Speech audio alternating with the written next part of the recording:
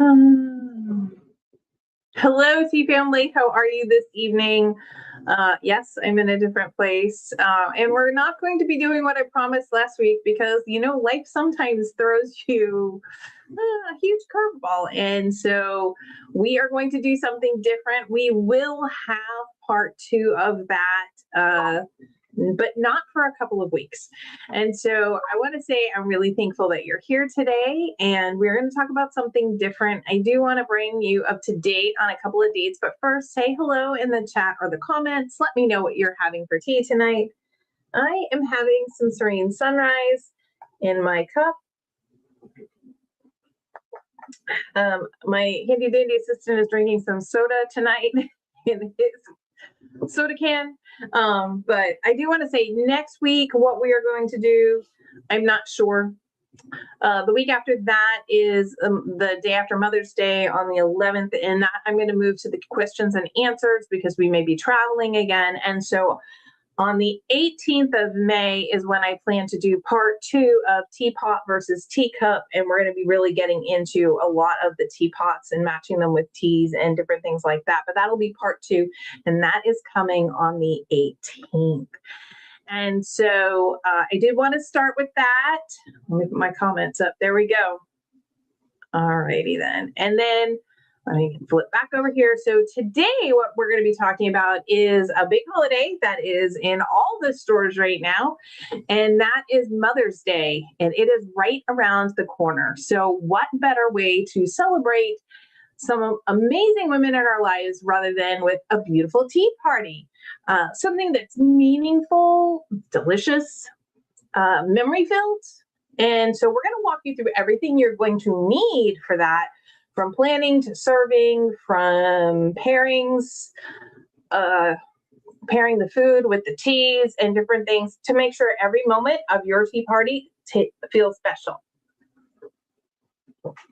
So one of the things I'm going to start with is setting the mood. Now, this talks about tone. Your space that you want to have it in is part of the experience. So choose a location and a color palette that feels soft and welcoming. Then you want think pink blushes, creams, gentle greens, those sort of things. Pretty tablecloth, fresh flowers, maybe some candles, soft music in the background can sometimes help. Nothing too loud, just kind of a backdrop to conversation. But you may want to have it outside. And if you want to have it outside, then think about where you want to have it. And then I would definitely go full wildflowers. I would do a bright colored tablecloth on the picnic table or the tables that are outside. Think more pinks, purples, blues, greens with deeper tones in them. And you can still bring some wickless candles, some battery operated candles in case of wind and everything being outside. You wouldn't have to really worry about the background noise so much, but just something nice and pretty depending on what you would like. All right. And then just checking comments really quick as I keep looking up and down. So what should you serve? Well, I want to say you want to go with a balanced group of foods. So you're going to want some savory, some sweet, something light that's going to pair with multiple teas. Traditional savories are going to be, mini cucumber sandwiches, chicken or egg salad, tea sandwiches are very traditional. Savory quiche bites. Those are all very traditional. They go with a wide variety of teas.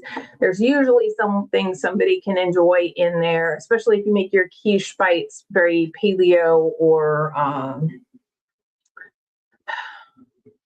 gluten-free friendly for guests that have those kind of dietary restrictions. Now, somewhere between the savory and the sweet, if I had my tier tray here, which I do not, the savories would be on the bottom. And then on that mid-level, this is where we're going to kind of have savory and sweet. This is where we're going to want those warm, freshly baked scones with some clotted cream and jam. And I don't want you to just think about traditional sweeter scones. There's plain that we think of as traditional. There's the fruit in them, like a cranberry orange. But think outside, like a lemon rosemary or a tomato basil scone, and then if I did a tomato basil scone, I might want to do like a hot pepper jelly or a jalapeno jelly or something a little more spicy to kind of match. And so really think about it. You don't have to just stick to sweet scones or your traditional scones. Go ahead and think about some different and unique flavors that you want in there. For instance, the tomato and basil was great. You could do it with, especially coming in combination with like cucumber sandwiches, because you're going to have the cooling of the cucumber sandwich, a little bit of the spice with the scone and maybe that hot pepper jelly. And then that's going to want to lead you to the very top tier on your tier tray. And that's going to be your sweets. You could go anything with chocolates, petite fruit tarts, lemon bars are always really good. Chocolate brownie bites are really good. Classic shortbread cookies could be put in here. Bonbons, all those kind of chocolate covered strawberries is one of my favorites, especially you dip a fresh strawberry in dark chocolate. That is a really great way because you get the strawberry and you get the dark chocolate. And it's enough sweetness to kind of balance off maybe some of your more savories and your other flavors and finish it off really, really well. That's highly recommended. And it goes with a wide variety of teas and tea blends. As I take a sip. So those would be some of the suggestions, but remember, you want some things that people are going to enjoy, that they're going to nibble on, and the goal is to go and get a little bit of variety, but not overwhelming. You do not need to make 12 different kinds of savory. Have 3, have 4 different kinds. That's enough. And when you are creating these, typically the rule of thumb is 1 of each for each person. So if you have 8 people, then you would have 8 of each kind of sandwich, so that everybody could technically get 1 of each if they wanted. Now, typically people don't take 1 of each. They kind of start with the ones they really are interested in. But that's kind of a really good rule of thumb, is that you make enough of 1 sandwich for each person that you think will attend. Okay. So how are you going to figure out which teas pair the best with which flavors? And let me go back and start over again. So the heart of the party is going to be the tea, and the food and the tea we want to pair well and balance and contrast each other. So I always like to start with a nice bright black tea blend first.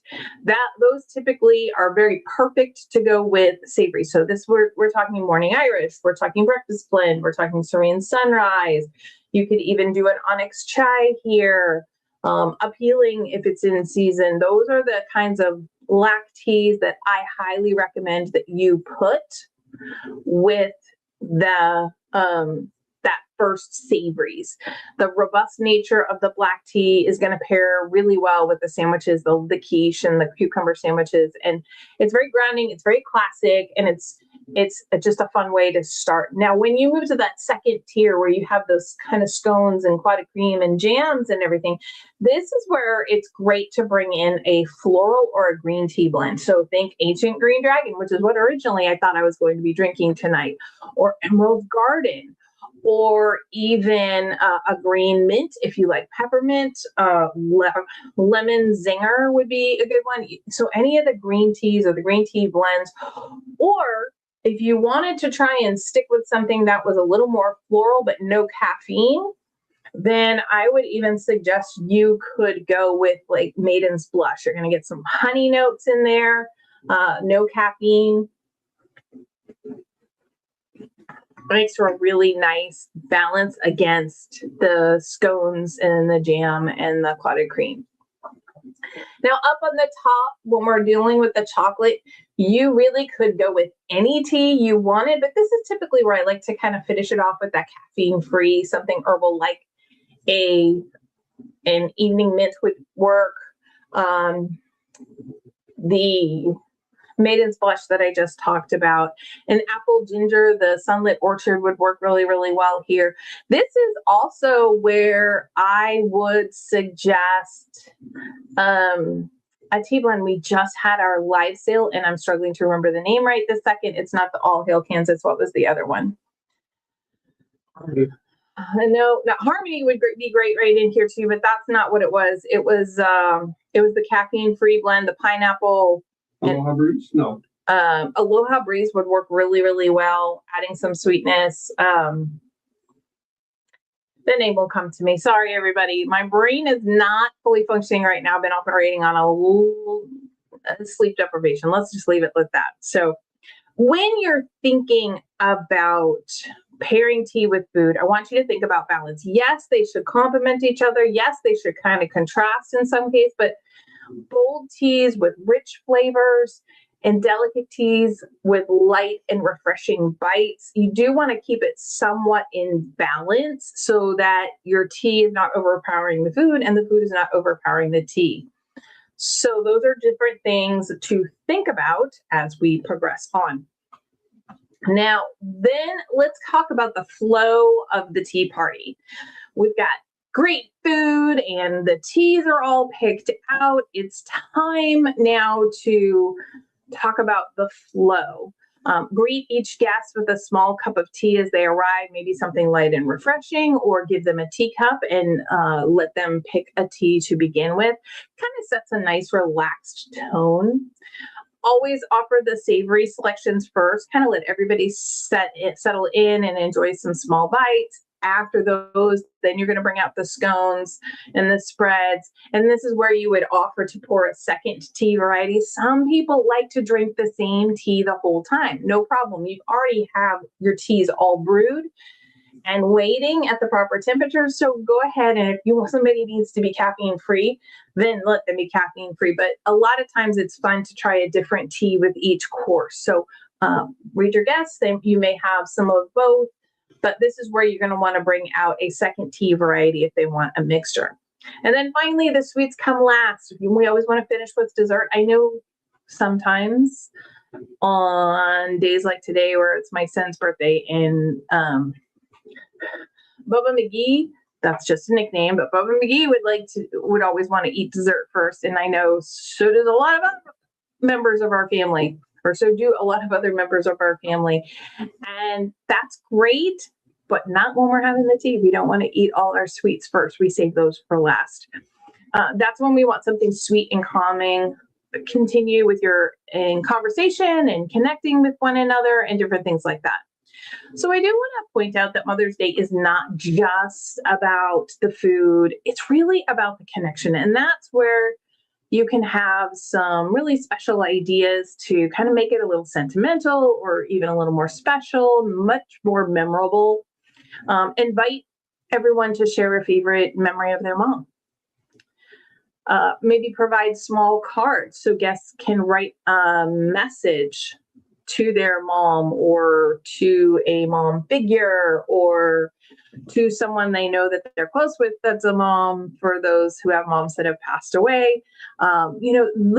Just a little card thinking of you. You're such a great mom. I appreciate all you do.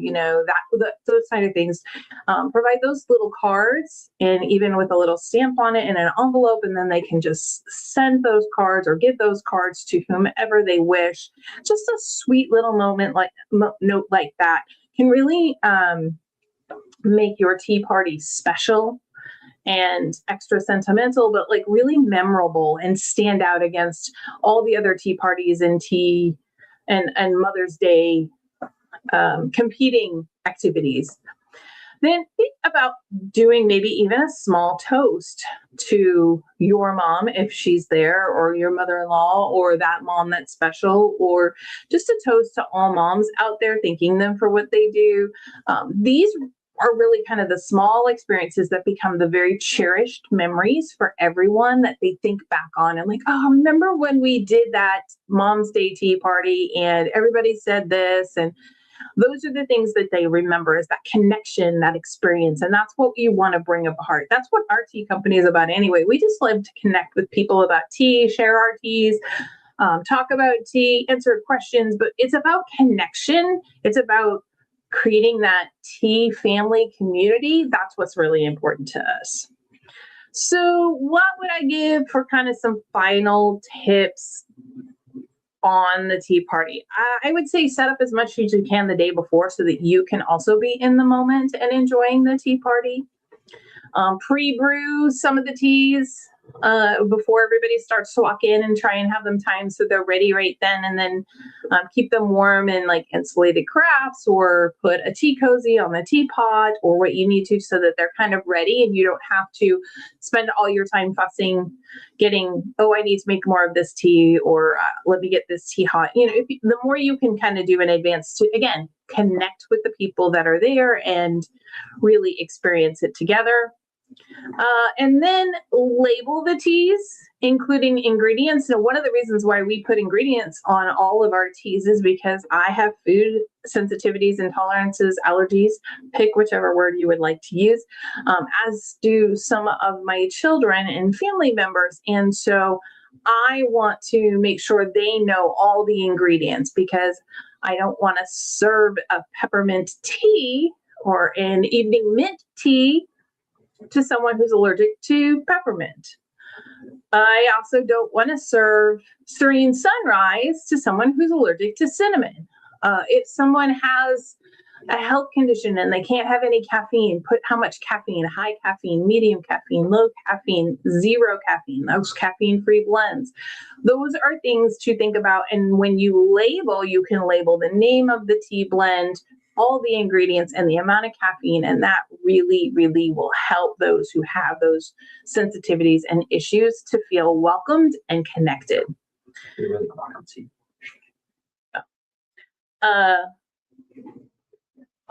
And above all, don't stress.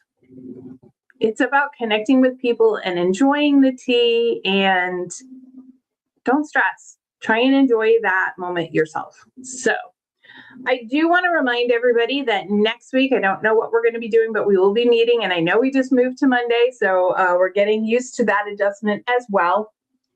On May 11th, we will be doing our monthly questions and answers. So feel free to start getting those questions in. Anything you've been wondering about tea or blends or anything like that.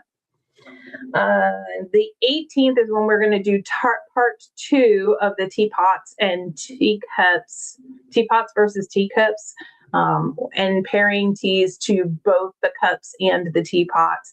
That part 2 of that, which was originally scheduled for today, will be on the 18th.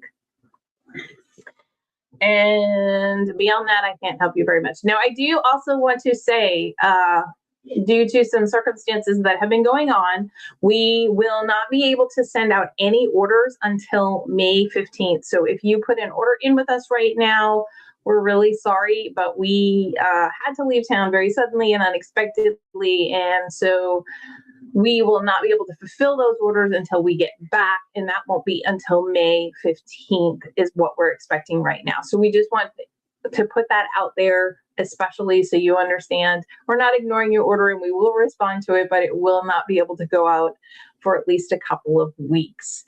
All right. I want to say, let's see if there was anything else. Oh, and we will still be releasing in June. We'll have Summer Butterfly, and we will have our Summer Kiss that are coming out. Just remember that is also coming up soon. We're getting close. So the end of April is coming. Next Monday, we will also have a special. I'm not going to announce what it is or why it is, but we will be doing something very special next week. And that is all I had. Other than I want to say, start planning that Mother's Day tea now if you want to have it. But I want to say thanks for joining me. If you try this Mother's Day tea plan, send me a couple of pictures and let me know how it goes, what teas you decided to serve and different things like that.